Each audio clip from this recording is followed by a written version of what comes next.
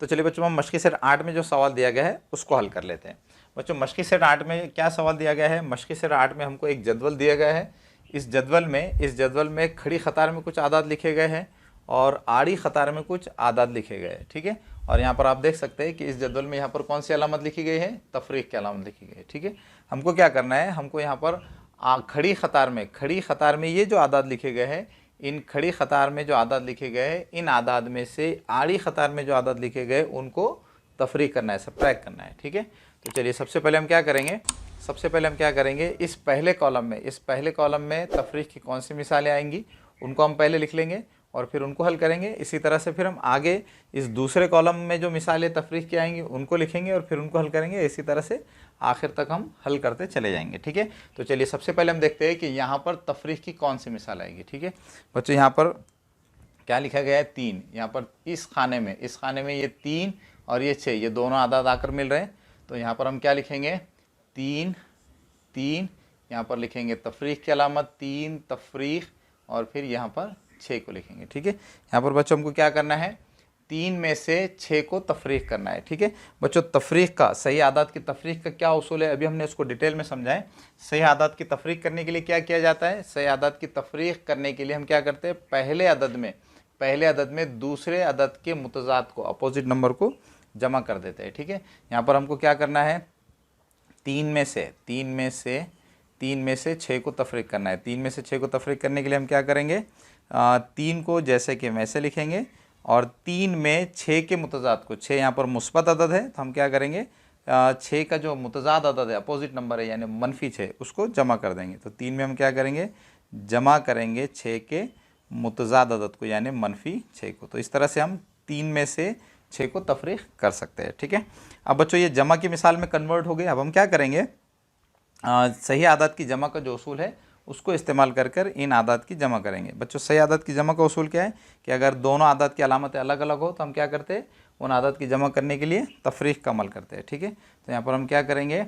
6 में से 3 को तफरीक करेंगे। 6 में से 3 को तफरीक करने पर कितने बचते हैं? 3 बचते हैं, ठीक है। अब 3 के साथ कौन सी अलामत आएगी ये देखने के लिए हम क्या करेंगे? इन दोनों आदाद की अलामतों को थोड़ी देर के लिए नज़रअंदाज कर देंगे और फिर ये देखेंगे कि कौन सा अदद बड़ा है। तो इन दोनों आदाद में 6 ये बड़ा अदद होगा, इसके साथ तफरीक की अलामत है तो जवाब में क्या आएगा?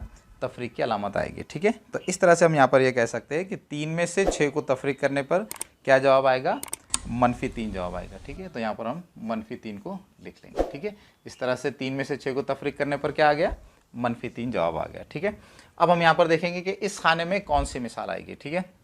यहाँ पर हम लिखेंगे 8 तफरीक 6, 8 तफरीक 6। 8 में से यहाँ पर हमको क्या करना है? 6 को तफरीक करना है। 8 में से 6 को तफरीक करना ये बहुत आसान है बच्चों, हम इसका डायरेक्ट आंसर लिख सकते हैं। तो 8 में से 6 को तफरीक करेंगे तो क्या जवाब आएगा? 2 जवाब आएगा, ठीक है। तो इस तरह से हमने यहाँ पर इस खाने में भी तफरीक की एक मिसाल को हल कर लिया। अब हम यहाँ पर क्या करेंगे? यहाँ पर हम लिखेंगे -3, ये तफरीक की अलामत लिख लेंगे और यहाँ पर 6 को लिखेंगे, ठीक है। बच्चों, -3 में से 6 को तफरीक करने के लिए हम क्या करेंगे? -3 में से 6 को तफरीक करने के लिए हम क्या करेंगे? -3 में 6 के मुतज़ाद को यानी -6 को क्या करेंगे?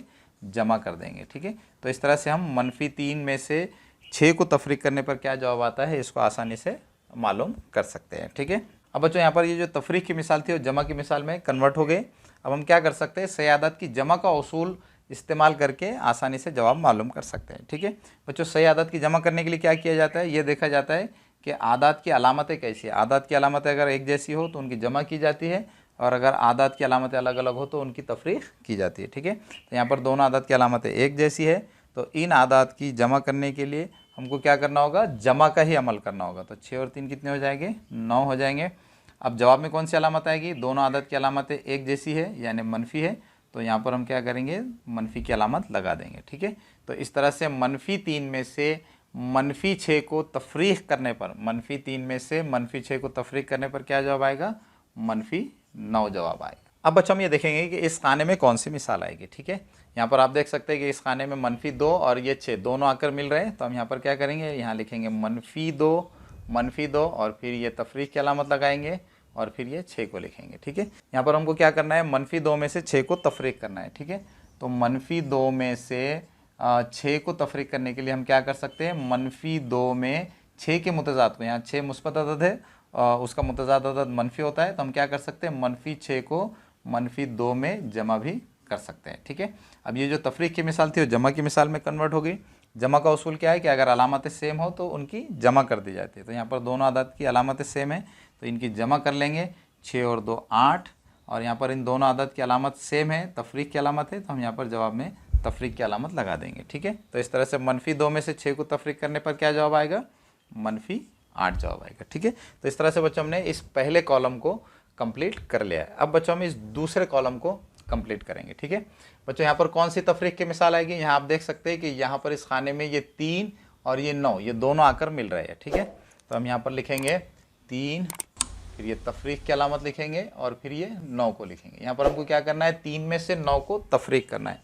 3 में से 9 को तफरीक करने के लिए हम क्या कर सकते हैं, 3 में 9 के मुतजाद को, यहाँ 9 मुस्बत अदद है तो उसका जो मुतजाद अदद होगा वो मनफी अदद होगा। तो हम क्या कर सकते हैं, 3 में से 9 को तफरीक करने के लिए 3 में हम जमा कर सकते हैं 9 के मुतजाद को, यानी -9 को। ठीक है, तो इस तरह से ये तफरीक की मिसाल अब जमा की मिसाल में कन्वर्ट हो गई।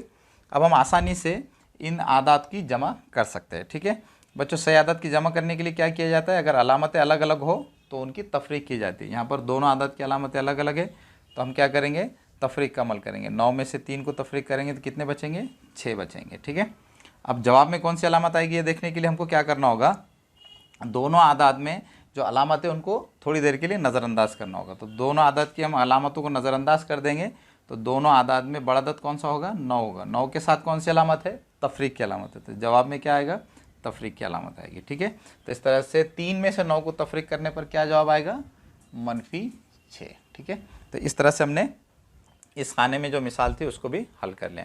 अब बच्चों हम यहाँ पर देखेंगे कि कौन सी मिसाल आएगी। यहाँ पर ये 8 और ये 9 दोनों आकर मिल रहे हैं तो यहाँ पर हम लिखेंगे 8, ये तफरीक और ये 9। ठीक है, यहाँ पर हमको क्या करना है, 8 में से 9 को तफरीक करना है। तो 8 में से 9 को तफरीक करने के लिए, 8 में से 9 को तफरीक करने के लिए हम क्या कर सकते हैं, 8 में से 9 को तफरीक करने के लिए हम 8 में जमा कर सकते हैं 9 के मुतजाद को, यानी -9 को। ठीक है, अब बच्चों 8 जमा -9 कितने होते हैं, अगर दोनों आदत की अलामतें अलग अलग हो तो हम क्या करते हैं, तफरीक का अमल करते हैं। ठीक है, यहाँ पर दोनों आदत की अलामतें अलग अलग है तो हम क्या करेंगे, 9 में से 8 को तफरीक करेंगे तो बचेगा 1।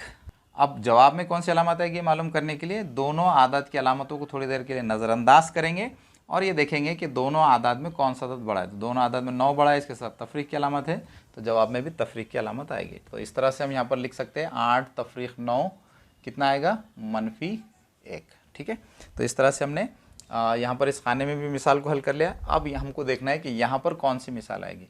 तो यहाँ पर आप देख सकते हैं कि ये -3 और ये -9 दोनों आकर मिल रहे हैं तो हम यहाँ लिखेंगे -3, यहाँ पर ये तफरीक की अलामत लिखेंगे और ये -9 को लिख देंगे। ठीक है, अब हमको ये देखना है कि -3 में से 9 को तफरीक करने पर क्या जवाब आएगा। ठीक है, हमको क्या देखना है, -3 में से 9 को तफरीक करने पर क्या जवाब आता है। ठीक है बच्चों, -3 में से 9 को तफरीक करने के लिए हम क्या कर सकते हैं, -3 में जमा कर सकते हैं 9 के मुतजाद को। 9 मुस्बत अदद है, इसका मुतजाद अदद क्या होगा, -9। ठीक है, तो इस तरह से हम क्या कर सकते हैं, -3 में से 9 को तफरीक करने के लिए -3 में 9 के मुतजाद अदद को जमा भी कर सकते हैं। ठीक है, अब बच्चों सही आदत की जमा का उसूल क्या है कि अगर अलामतें सेम हो तो उनकी जमा कर दी जाती है। 9 और 3 कितने होते हैं, 12, दोनों आदात के साथ तफरीक की अलामत है तो जवाब में भी तफरीक की अलामत आएगी। ठीक है, तो इस तरह से -3 में से 9 को तफरीक करने पर क्या जवाब आएगा, -12।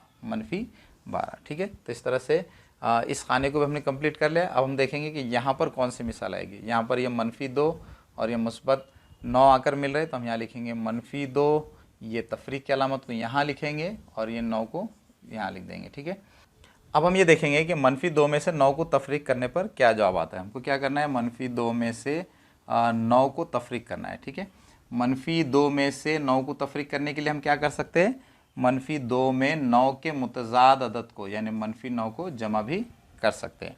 अब ये जो तफरीक की मिसाल थी वो जमा की मिसाल में कन्वर्ट हो गई। जमा का उसूल क्या है कि अगर अलामतें सेम हो तो उनकी जमा कर दी जाती है। तो 9 और 2 कितने होते हैं, 11 होते हैं तो ये हमने 11 लिख दिया। अब दोनों आदत की अलामत तफरीक है तो जवाब में भी तफरीक की अलामत आएगी। ठीक है, तो इस तरह से अब हम यहाँ पर ये कह सकते हैं कि -2 में से 9 को तफरीक करने पर क्या जवाब आएगा, 11 जवाब आएगा। ठीक है, तो इस तरह से बच्चों हमने इस दूसरे कॉलम को कंप्लीट करना है।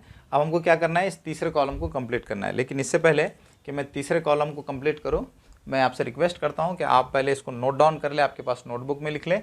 और बच्चों मेरी आपसे ये भी रिक्वेस्ट है कि आप क्या करें, साथ ही साथ नोटबुक और पेन लेकर बैठे और मेरे साथ साथ ही आप इन मिसालों को हल करते चले। अगर आप इस तरह से करेंगे ना, तो आप बहुत आसानी से फिर इन तफरीक की मिसालों को समझ जाएंगे और फिर आपको कभी भी सही आदत की तफरीक में प्रॉब्लम नहीं होगा। ठीक है, तो चलिए आप इसको नोट डाउन कर लीजिए, फिर मैं इसको ये साफ़ कर लेता हूँ और फिर उसके बाद हम इस तीसरे कॉलम में और फिर आगे कॉलम में कौन सी मिसालें आएंगी उनको हम हल कर लेते हैं।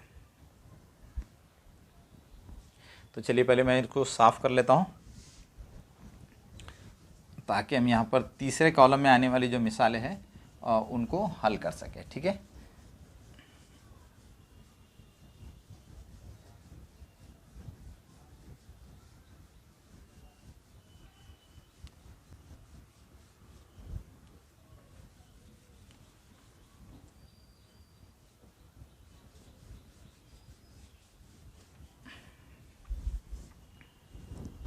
तो चलिए बच्चों हम तीसरे कॉलम में अब कौन सी मिसालें आएंगी उसको देख लेते हैं। ठीक है, तो पहले हम क्या करेंगे, तीसरे कॉलम में आने वाली मिसालों को हम यहाँ लिख लेते हैं। ठीक है बच्चों, यहाँ पर आप देख सकते हैं कि इस खाने में ये 3 और ये -4 ये दोनों आकर मिल रहे हैं, तो हम यहाँ लिखेंगे 3 3, यहाँ पर लिखेंगे तफरीक और फिर लिखेंगे -4। ठीक है, इसी तरह से इस कॉलम में कौन सी मिसाल आएगी, यहाँ पर 8 और ये -4 आकर मिल रहे हैं, तो हम यहाँ लिखेंगे 8, यहाँ पर लिखेंगे तफरीक और फिर लिखेंगे -4। ठीक है, इसी तरह से यहाँ पर क्या आएगा, -3 तफरीक -4। ठीक है, यहाँ पर क्या आएगा, -2 ये तफरीक और ये -4। ठीक है, तो चलिए अब हम इन मिसालों को हल कर लेते हैं। यहाँ पर हमको क्या करना है, 3 में से तफरीक करना है -4 को। हमको क्या करना है, 3 में से तफरीक करना है -4 को। ठीक है बच्चों, 3 में से -4 को तफरीक करने के लिए हम क्या कर सकते हैं, 3 में जमा कर सकते हैं इस दूसरे अदद के मुतजाद को। यहाँ पर दूसरा अदद ये -4 है, इसका मुतजाद अदद मुस्बत होता है, तो यहाँ पर हम लिखेंगे -4। ठीक है, तो इस तरह से हम क्या कर सकते हैं, 3 में से -4 को तफरीक करने के लिए 3 में दूसरे अदद के यानी -4 के मुतजाद अदद को जमा भी कर सकते हैं। ठीक है, अब बच्चों 3 जमा 4 कितने होते हैं, ये तो आप जानते हैं, 3 जमा 4 कितने होते हैं, 7 होते हैं। ठीक है, तो इस तरह से यहाँ पर हम ये कह सकते हैं कि 3 में से -4 को तफरीक करने पर क्या जवाब आएगा, 7 जवाब आएगा। ठीक है, इसी तरह से बच्चों हमको क्या करना है, यहाँ पर 8 में से -4 को तफरीक करना है, तो 8 में से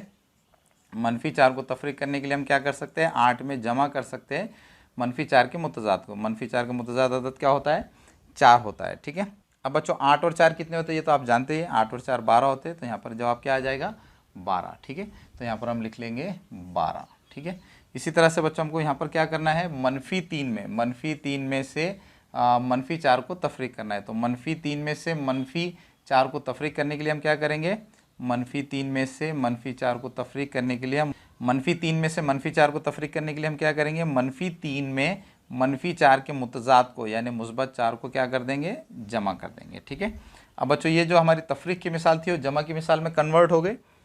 सही आदत की जमा किस तरह से की जाती है इससे तो आप वाकिफ़ ही है।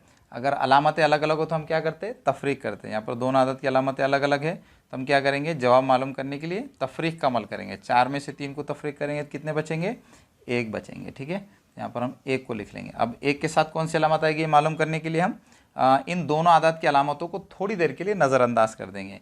इन दोनों आदत की अलामतों को थोड़ी देर के लिए नज़रअंदाज कर देंगे, तो बड़ा आदत कौन सा होगा, 4 होगा। 4 के साथ जमा की अलामत है, तो जवाब में भी क्या आएगा, जमा की अलामत आएगी। तो यहाँ पर हम लिख सकते हैं कि -3 में से -4 को तफरीक करने पर क्या जवाब आएगा, -1 जवाब आएगा। ठीक है, अब यहाँ पर क्या करना है, -2 में से -4 को तफरीक करना है, तो -2 में से -4 को तफरीक करने के लिए हम क्या कर सकते हैं, -2 में जमा कर सकते हैं -4 के मुतजाद को यानी -4 को। ठीक है, अब बच्चों यहाँ पर ये जो मिसाल थी ये जमा की मिसाल में कन्वर्ट हो गई।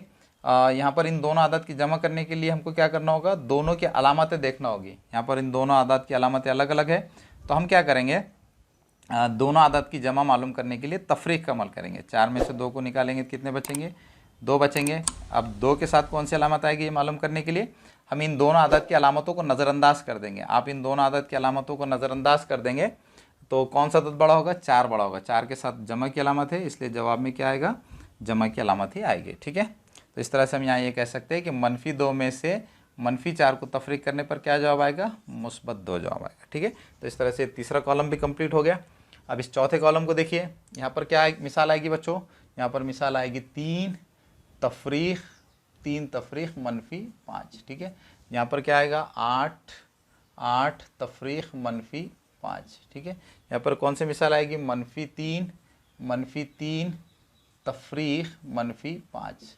यहाँ पर कौन सी मिसाल आएगी, -2 तफरीक -5। ठीक है, अब बच्चों हम पहले इस मिसाल को हल करेंगे। 3 में से -5 को तफरीक करना है, 3 में से -5 को तफरीक करना है, तो हम क्या करेंगे, 3 में जमा करेंगे इस दूसरे अदद के मुतजाद को। दूसरा अदद क्या है, -5 है, इसका मुतजाद क्या होगा, -5। ठीक है, और बच्चों 3 और 5 कितने होते हैं, या तो आप जानते ही हैं 3 और 5 8 होते हैं, तो जवाब क्या आ जाएगा, 8 आ जाएगा। तो इस तरह से हम यहाँ ये कह सकते हैं कि 3 में से -5 को तफरीक करने पर क्या आएगा, -8 जवाब आएगा। ठीक है, अब बच्चों दूसरी मिसाल देखिए, यहाँ पर क्या है 8 तफरीक -5। 8 में से -5 को तफरीक करने के लिए हम क्या करेंगे, 8 में से -5 को तफरीक करने के लिए हम क्या करेंगे, 8 में दूसरे अदद के मुतजाद को, यानी -5 के मुतजाद अदद -5 होता है, तो हम क्या करेंगे 8 में जमा करेंगे इसका मुतजाद यानी -5। ठीक है, तो इस तरह से अब आप यहाँ पर देख सकते हैं कि जो तफरीक की मिसाल थी वो जमा की मिसाल में कन्वर्ट हो गया। अब ये जमा जो है ये बहुत ही आसान है, इसलिए हम डायरेक्ट इसका आंसर लिख सकते हैं। 8 और 5 कितने होते हैं, 13। ठीक है, तो इस तरह से अब हम यहाँ ये कह सकते हैं कि 8 में से -5 को तफरीक करने पर क्या जवाब आएगा, -13 जवाब आएगा। ठीक है, अब बच्चों तीसरी मिसाल को देखिए, यहाँ पर हमको क्या करना है, -3 में से तफरीक करना है -5 को। -3 में से -5 को तफरीक करने के लिए हम क्या कर सकते हैं, -3 में दूसरा जो अदद है -5 उसके मुतजाद को जमा कर सकते हैं। ठीक है, तो इस तरह से तफरीक की मिसाल को हमने जमा की मिसाल में कन्वर्ट कर दिया। अब हम क्या करेंगे, इन सही आदत की जमा मालूम करेंगे। सही आदत की जमा करने के लिए क्या किया जाता है, अगर अलामतें अलग अलग हो तो उनकी तफरीक करते हैं। यहाँ पर अलामतें अलग अलग है तो हम तफरीक का अमल करेंगे। 5 में से 3 को तफरीक करेंगे, कितने बचेंगे, 2। ठीक है, अब हम जवाब में कौन सी अलामत आएगी मालूम करने के लिए क्या करेंगे, इन दोनों आदत की अलामतों को थोड़ी देर के लिए नज़रअंदाज कर देंगे। इन दोनों आदत की अलामतों का अगर आप नज़रअंदाज कर देंगे तो बड़ा आदत 5 होगा, 5 के साथ जमा की अलामत है, इसलिए जवाब में भी जमा की अलामत आएगी। ठीक है, तो इस तरह से हम यहाँ ये कह सकते हैं कि -3 में से -5 को तफरीक करने पर क्या जवाब आएगा, -2। ठीक है, अब बच्चों अगली मिसाल देखिए, यहाँ पर हमको क्या करना है, -2 में से -5 को तफरीक करना है। ठीक है, इसको बच्चों मैं यहाँ पर ही हल कर लेता हूँ। यहाँ पर हमको क्या करना है, -2 में से -5 को तफरीक करना है। -2 में से -5 को तफरीक करने के लिए हम क्या कर सकते हैं, -2 में -5 के मुतजाद को यानी -5 को जमा कर सकते हैं। ठीक है, अब यहाँ पर देखिए ये जमा की मिसाल में तब्दील हो गए। अब हम क्या करेंगे, इन दोनों आदत की जमा करेंगे। जमा का क्या उसूल है बच्चों, कि अगर अलामतें अलग अलग हो तो हम क्या करेंगे, तफरीक करेंगे। यहाँ पर अलामतें अलग अलग है तो हम तफरीक करेंगे। 5 में से 2 को निकालेंगे तो बचेंगे 3। अब जवाब में कौन सी अलामत आएगी मालूम करने के लिए हम क्या करेंगे, इन दोनों आदात में जो अलामतें उनको थोड़ी देर के लिए नज़रअंदाज कर देंगे। अगर आप इन दोनों आदात की अलामतों को नज़रअंदाज कर देंगे तो 5 ये बड़ा अदद होगा, इसके साथ जमा की अलामत है तो जवाब में भी जमा की अलामत ही आएगी। तो इस तरह से हम यहाँ ये कह सकते हैं कि -2 में से -5 को तफरीक करने पर क्या जवाब आएगा, -3। ठीक है, तो इस तरह से बच्चों हमने इस चौथे कॉलम को भी कंप्लीट कर लिया है। ठीक है बच्चों, मेरी आपसे रिक्वेस्ट है कि आप इन मिसालों को जो मैंने यहाँ पर हल किया है इसको आप नोट डाउन कर लें ताकि आप आसानी से इनको समझ सकें। ठीक है, फिर मैं इसको साफ़ कर लेता हूँ और फिर ये 5वें, 6ठे और 7वें, 8वें कॉलम को हम हल कर लेते हैं। ठीक है,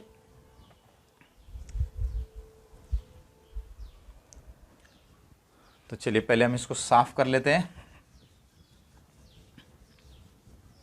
बच्चों ये जो वीडियो है ये थोड़ा सा लेंदी बनने वाला है, थोड़ा बड़ा बनने वाला है, लेकिन अगर बच्चों आप इसको थोड़ा सब्र के साथ, सुकून के साथ इस वीडियो को देख लेंगे तो फिर आपको सही आदत की तफरीक में कभी भी प्रॉब्लम नहीं आएगा। ठीक है,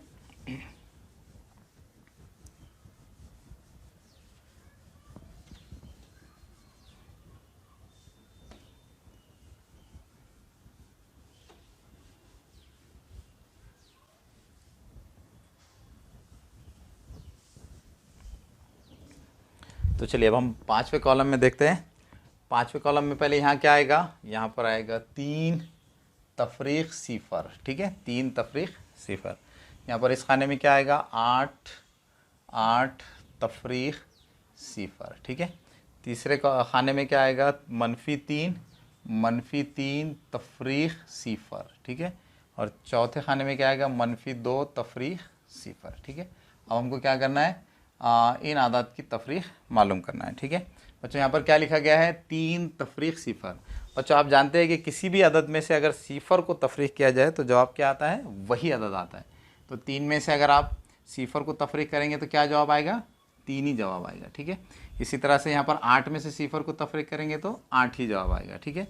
इसी तरह से अगर आप यहाँ पर -3 में से सिफर को तफरीक करेंगे तो -3 ही जवाब आएगा, ठीक है। इसी तरह से यहाँ पर आप -2 में से सिफर को तफरीक करेंगे तो -2 ही जवाब आएगा, ठीक है। तो इस तरह से बच्चों हमारा ये 5वां कॉलम भी कंप्लीट हो गया है।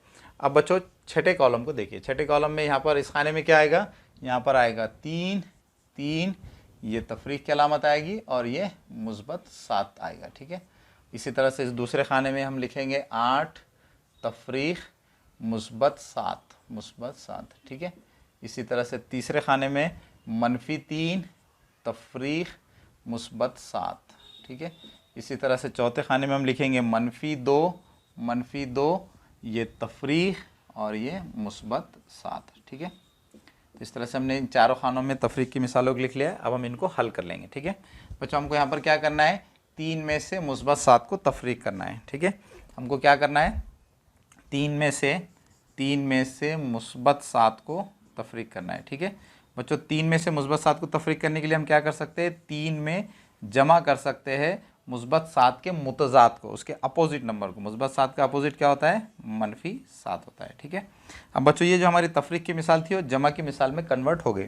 अब हम सही आदात के जमा का उसूल इस्तेमाल करके आसानी से जवाब मालूम कर सकते हैं, ठीक है। यहाँ पर आप देख सकते हैं कि दोनों आदात की अलामतें अलग अलग है, तो हम क्या करेंगे, इनका जवाब मालूम करने के लिए तफरीक का अमल करेंगे। 7 में से 3 को निकालेंगे, कितने बचेंगे, 4। और फिर जवाब में कौन सी अलामत आएगी ये मालूम करने के लिए हमको क्या करना होगा, इन दोनों आदात की अलामतों को थोड़ी देर के लिए भूल जाना होगा और फिर ये देखना होगा कि इन दोनों आदात में कौन सा अदद बड़ा है। यहाँ पर इन दोनों आदात में 7 ये बड़ा अदद है, इसके साथ तफरीक की अलामत है, तो जवाब में भी क्या आएगा, तफरीक की अलामत आ जाएगी, ठीक है। तो इस तरह से हम ये कह सकते हैं कि 3 में से मुस्बत 7 को तफरीक करने पर क्या जवाब आएगा, -4 जवाब आएगा, ठीक है। अब बच्चों दूसरी मिसाल को देखिए। दूसरी मिसाल में हमको क्या करना है, 8 में से तफरीक करना है मुस्बत 7 को, ठीक है। 8 में से मुस्बत 7 को तफरीक करने के लिए हमको क्या करना होगा, 8 में जमा करना होगा मुस्बत 7 के मुतज़ाद को। मुस्बत 7 का मुतज़ाद अदद क्या होता है, -7 होता है, ठीक है। तो इस तरह से बच्चों हमने इस तफरीक की मिसाल को जमा की मिसाल में कन्वर्ट कर लिया है। अब हम जवाब मालूम करने के लिए क्या करेंगे, इन आदात की जमा करेंगे। सही आदात की जमा का उसूल क्या है कि अगर अलामतें अलग अलग हो तो उनकी क्या की जाती है, तफरीक की जाती है। तो हम 8 में से 7 को तफरीक करेंगे तो बचेगा 1। फिर जवाब में कौन सी अलामत आएगी मालूम करने के लिए क्या किया जाता है, दोनों आदात की अलामतों को नज़रअंदाज कर दिया जाता है और फिर ये देखा जाता है कि बड़े अदद की कौन सी अलामत है। तो यहाँ पर बड़े अदद की अलामत मुस्बत है, तो हम यहाँ पर क्या करेंगे, मुस्बत की अलामत यानी जमा की अलामत लगा देंगे, ठीक है। तो इस तरह से 8 में से मुस्बत 7 को तफरीक करने पर क्या जवाब आएगा, मुस्बत 1 जवाब आएगा, ठीक है।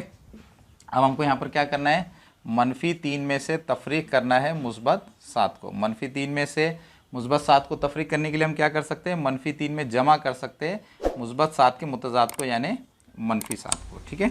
तो इस तरह से हमने यहाँ पर क्या किया है, तफरीक की मिसाल को जमा की मिसाल में कन्वर्ट कर लिया। अब हम आसानी से इन सही आदात की जमा करके जवाब मालूम कर सकते हैं, ठीक है। बच्चों सही आदात की जमा का उसूल क्या है कि अगर अलामतें सेम हो तो उनकी जमा की जाती है। यहाँ पर अलामतें सेम है तो हम क्या करेंगे, इन आदत की जमा करेंगे, 7 और 3 10, और फिर क्या करेंगे, इन दोनों आदत की जो अलामतें यहाँ पर सेम है तो जवाब में भी वही अलामत आ जाएगी, ठीक है। तो इस तरह से -3 और मुस्बत 7 इन दोनों आदत की तफरीक करने पर क्या जवाब आएगा, -10, ठीक है। अब बच्चों चौथी मिसाल को देखिए। चौथी मिसाल में क्या है, -2 में से हमको तफरीक करना है मुस्बत 7 को। -2 में से मुस्बत 7 को तफरीक करने के लिए हम क्या कर सकते हैं, -2 में जमा कर सकते हैं 7 के मुतज़ाद को यानी -7 को, ठीक है। तो इस तरह से बच्चों हमने यहाँ तफरीक की मिसाल को जमा की मिसाल में कन्वर्ट कर लिया है। अब हम सही आदात की जमा का उसूल इस्तेमाल करके इस तफरीक का जवाब मालूम कर सकते हैं, ठीक है। बच्चों सही आदात की जमा का उसूल क्या है कि अगर अलामतें सेम हो तो उन आदात की जमा की जाती है। यहाँ पर दोनों आदात की अलामतें सेम है तो इनकी जमा की जाएगी, 7 और 2 9, और फिर इन दोनों आदात में अलामतें सेम है यानी तफरीक की अलामत है तो जवाब में भी तफरीक की अलामत आ जाएगी, ठीक है। तो इस तरह से -2 में से मुस्बत 7 को तफरीक करने पर क्या जवाब आएगा, -10 9 जवाब आएगा। ठीक है, तो इस तरह से बच्चों ये छठा कॉलम भी कंप्लीट हो गया है। अब बच्चों हम क्या करेंगे, 7वें और 8वें कॉलम को भी कंप्लीट कर लेंगे, लेकिन इससे पहले आप इसको नोट डाउन कर लीजिए, फिर मैं इसको साफ़ कर लेता हूँ, फिर 7वें और 8वें कॉलम को कंप्लीट कर लेता हूँ। ठीक है, तो चलिए अब इसको हम साफ़ कर लेते हैं और जल्दी जल्दी कॉलम नंबर 7 और कॉलम नंबर 8 को कंप्लीट कर लेते हैं। बच्चों मैं आपसे बार बार रिक्वेस्ट कर रहा हूँ कि आप भी मेरे साथ साथ इन मिसालों को हल करते चले, ताकि आपको सही आदत की तफरीक किस तरह से की जाती है अच्छी तरह से समझ में आ जाए। ठीक है, तो चलिए पहले हम कॉलम नंबर 7 में कौन कौन सी मिसालें आएंगी उनको हम लिख लेते हैं। यहाँ पर क्या आएगा बच्चों, यहाँ पर ये 3 और ये -8 दोनों आकर मिल रहे हैं, तो हम यहाँ पर लिखेंगे 3 तफरीक -8। ठीक है, यहाँ पर कौन सी मिसाल आएगी, 8 तफरीक -8, और यहाँ पर कौन सी मिसाल आएगी, -3 तफरीक -8, और यहाँ पर आएगी -2 तफरीक -8। ठीक है, तो चलिए अब हम इन मिसालों को हल कर लेते हैं। यहाँ पर क्या करना है, 3 में से तफरीक करना है -8 को। ठीक है, 3 में से -8 को तफरीक करने के लिए हम क्या कर सकते हैं, 3 में जमा कर सकते हैं -8 के मुतज़ाद को, उसके अपोजिट अदद को। ठीक है, -8 का अपोजिट क्या होगा, -8। ठीक है, तो इस तरह से हमने तफरीक की मिसाल को जमा की मिसाल में कन्वर्ट कर लिया। अब बच्चों ये जो जमा की मिसाल है ये बहुत ही आसान है। 3 और 8 कितने होते हैं, 3 और 8 होते हैं 11। ठीक है, तो यहाँ पर हम लिख सकते हैं 3 में से -8 को तफरीक करने पर क्या जवाब आएगा, -11 जवाब आएगा। ठीक है, इसी तरह से इस दूसरी मिसाल को देखिए, यहाँ पर हमको क्या करना है, 8 में से तफरीक करना है -8 को। ठीक है, 8 में से -8 को तफरीक करने के लिए हम क्या कर सकते हैं, 8 में जमा कर सकते हैं -8 के मुतज़ाद को। -8 का मुतज़ाद क्या होता है, मुस्बत होता है। तो इस तरह से हमने तफरीक की मिसाल को जमा की मिसाल में कन्वर्ट कर लिया है। अब बच्चों ये जमा की जो मिसाल है ये बहुत ही आसान है, इसका आंसर हम डायरेक्ट लिख सकते हैं। 8 और 8 कितने होते हैं, 16 होते हैं। ठीक है, तो इस तरह से 8 में से -8 को तफरीक करने पर क्या जवाब आएगा, -16 जवाब आएगा। ठीक है, अब बच्चों तीसरी मिसाल को देखिए, -3 में से हमको तफरीक करना है -8 को। -3 में से -8 को तफरीक करने के लिए क्या कर सकते हैं, -3 में हम जमा कर सकते हैं -8 के मुतज़ाद को, उसके अपोजिट नंबर को। ठीक है, -8 का अपोजिट नंबर क्या होता है, -8 होता है। ठीक है, तो यहाँ पर हम लिख लेंगे -8। तो इस तरह से हमने तफरीक की मिसाल को जमा की मिसाल में कन्वर्ट कर लिए। अब हम क्या कर सकते हैं, आसानी से इन सही आदत की जमा कर सकते हैं। सही आदत की जमा का उसूल ये है कि अगर अलामतें अलग अलग हो तो उनकी तफरीक की जाती है। यहाँ पर अलामतें अलग अलग है तो हम क्या करेंगे, तफरीक करेंगे। 8 में से 3 को निकालने पर कितने बचेंगे, 5 बचेंगे। ठीक है, और फिर अब ये देखेंगे कि जवाब में कौन सी अलामत आएगी। जवाब में कौन सी अलामत आएगी मालूम करने के लिए हम क्या करेंगे, इन दोनों आदत की अलामतों को थोड़ी देर के लिए भूल जाएंगे और फिर ये देखेंगे कि इन आदत में बड़ा आदत कौन सा है। इन आदत में बड़ा आदत क्या है, 8 है, इसके साथ जमा की अलामत है, तो जवाब में भी क्या आ जाएगी, जमा की अलामत आ जाएगी। ठीक है, तो इस तरह से हम यहाँ ये कह सकते हैं कि -3 में से -8 को तफरीक करने पर क्या जवाब आएगा, -5 जवाब आएगा। ठीक है, अब बच्चों इस चौथी मिसाल को देखिए, यहाँ पर हमको क्या करना है, -2 में से तफरीक करना है -8 को। -2 में से -8 को तफरीक करने के लिए हम क्या करेंगे, -2 में जमा करेंगे इस दूसरे अदद यानी -8 के मुतज़ाद को। -8 का मुतज़ाद होता है -8। ठीक है, तो इस तरह से हमने तफरीक की मिसाल को किस में कन्वर्ट कर दिए, जमा में कन्वर्ट कर दिए। अब जमा का उसूल क्या है कि अगर अलामतें अलग अलग हो तो उनकी तफरीक की जाती है। यहाँ पर अलामतें अलग अलग है तो हम क्या करेंगे, तफरीक करेंगे। 8 में से 2 को तफरीक करने पर कितने बचेंगे, 6 बचेंगे। अब जवाब में कौन सी अलामत आएगी ये मालूम करने के लिए हम क्या करेंगे, इन दोनों आदत की अलामतों को थोड़ी देर के लिए भूल जाएंगे और फिर ये देखेंगे कि दोनों आदत में बड़ा आदत कौन सा है। दोनों आदत में 8 बड़ा है, इसके साथ जमा की अलामत है, तो जवाब में भी जमा की अलामत आएगी। ठीक है, तो इस तरह से हम यहाँ पर ये कह सकते हैं कि -2 में से -8 को तफरीक करने पर क्या जवाब आएगा, -6 जवाब आएगा। ठीक है, तो इस तरह से बच्चों हमारा ये 7वां कॉलम भी कंप्लीट हो गया है। ठीक है, अब बच्चों हम क्या करेंगे, इस 8वें कॉलम को कंप्लीट करेंगे। ठीक है, लेकिन पहले मैं क्या करता हूँ, इसको साफ़ कर देता हूँ, फिर हम 8वें कॉलम को कंप्लीट करेंगे।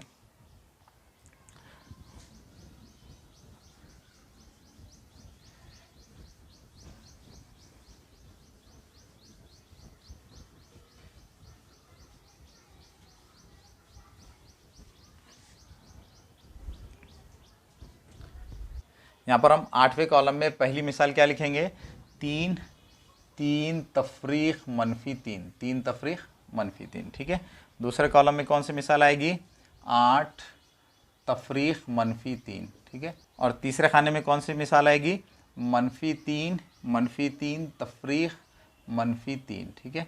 और चौथे खाने में क्या आएगा, -2 तफरीक -3, ठीक है, -3। तो चलिए सबसे पहले हम देखेंगे कि 3 में से -3 को तफरीक करने पर क्या जवाब आता है, ठीक है। हमको क्या करना है, 3 में से -3 को तफरीक करना है। 3 में से -3 को तफरीक करने के लिए हम क्या कर सकते हैं, 3 में जमा कर सकते हैं -3 के मुतज़ाद को। -3 का मुतज़ाद -3 होता है, ठीक है। तो इस तरह से हमने तफरीक की मिसाल को जमा की मिसाल में कन्वर्ट कर लिया है। अब बच्चों ये जमा की जो मिसाल है बहुत ही आसान है, इसका डायरेक्ट आंसर हम लिख सकते हैं। 3 और 3 कितने होते हैं, 6 होते हैं, ठीक है।